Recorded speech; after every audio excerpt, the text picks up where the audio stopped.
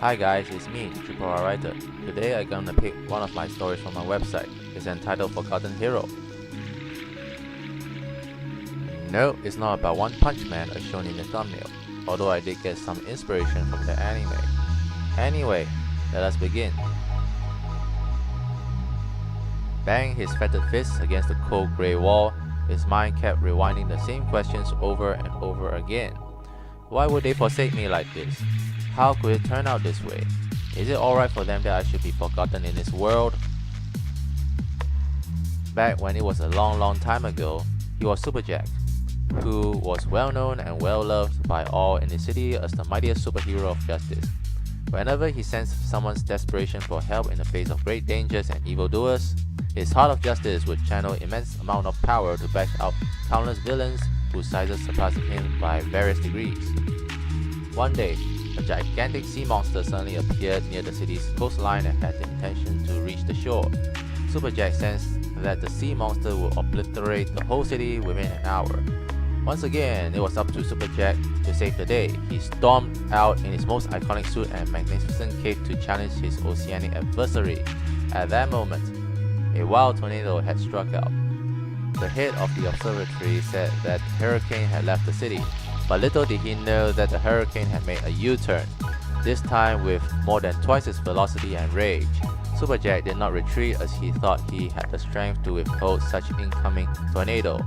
Little did he know that the tornado had collected lots of electromagnetic waves in its vortex and created a black hole of some sort, sucking Super Jack within it before he was able to deliver the gigantic sea monster his final blow.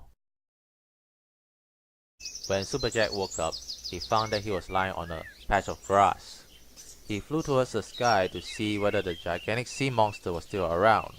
Although the gigantic sea monster was no longer at sight, what he saw below his feet nearly made his eyes pop.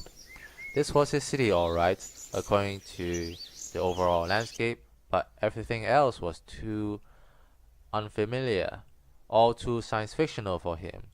Nowhere in the city nor elsewhere had he seen such crazy buildings. There were no buses nor trams on the roads except for giant-sized vehicles. Through his X-ray vision, he was shocked to see drivers and passengers of those vehicles were all large, grotesque monsters. He clutched his fists tightly at the sight of it all, and then he loosened his grip as he was even more shocked to find that his fellow humans along the pavement were still continuing their walks of life as if nothing happened. They didn't seem to care how their rights were seriously jeopardized by those large filthy monsters who had stolen their roads. Endless stream of unanswered questions bombarded his mind. What was going on? Why was my city turned out this way? Where did those monsters come from? To find the truth, Super Jack decided to switch to his normal citizen mode for the time being. He found that the subway was the humans' only transportation and every train was jam-packed with hundreds of commuters. He also found out that his home was replaced by a grand luxury hotel of some sort. He rented subdivided flat from one of the poorest regions using the money he lent from the financial company. Then he found a job, not his usual day job at a news agency, but in an enormous department store. On his first day of work, he saw every fellow colleague were wretchedly thin and had dark circles around their eyes. And every commodity in the department store, whether it be furniture, clothing, electrical appliances, etc., were either too big or not designed in a user-friendly manner. When the department store finally opened up its doors and customers started coming in, Super Jack was shocked to find that all the customers were all monsters. Although it shouldn't be a surprise to him, Super Jack still couldn't accept the fact that he had to serve the three-headed wolves, gigantic spider-like creatures, and man-eating cyclops. Don't just stand there. Help out, will you? Super Jack never expected to be scolded by a fellow human being for not serving those monsters. He saw his colleagues had to endure long working hours, always putting on a smile in front of those grotesque-looking monsters, always loading and unloading large, bulky items that were more than twice their normal weight for those monsters. This was so insane. One day, Super Jack's ultra sense of hearing had detected that someone within the department store was in danger. It was a fellow junior assistant manager, and he was sent to the general manager's office due to a major blunder he had made. The general manager was a giant creature that looked like a lobster.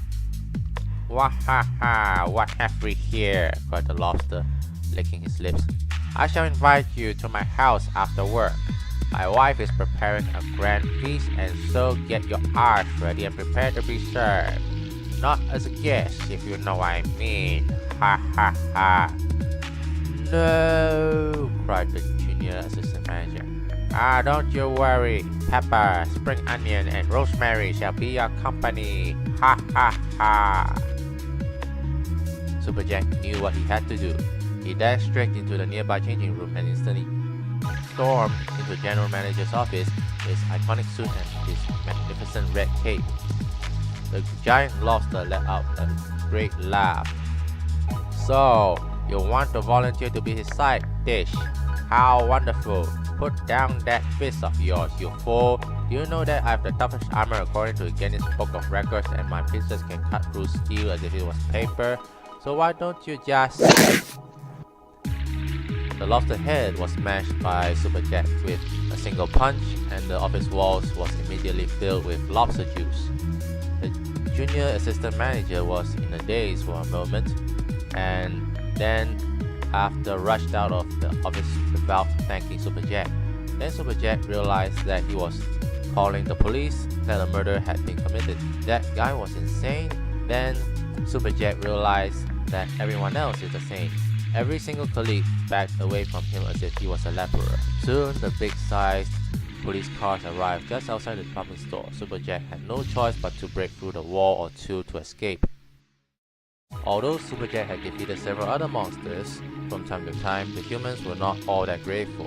Instead, they were mad at him for making them lose their jobs. What broke his heart was that many in fact made a rally outside the government's central office and the police headquarters, calling for Super Jack to be brought to justice. The government, of course, was run by monsters. The supernatural tornado had indeed teleported Super Jack a long way into the future where no one remembered Super Jack. In less than a month, Super Jack's Heart of Justice had lost its effect, causing his powers to deteriorate into nothingness, and his identity was eventually exposed. The baddies sent the defeated Super Jack into a tiny prison cell, and that was a very bad end indeed. So, before I end my video, if you believe that writing and reading is not an activity that should be done alone, you're my best pal. So sign up as a member of my website and let's enjoy writing together.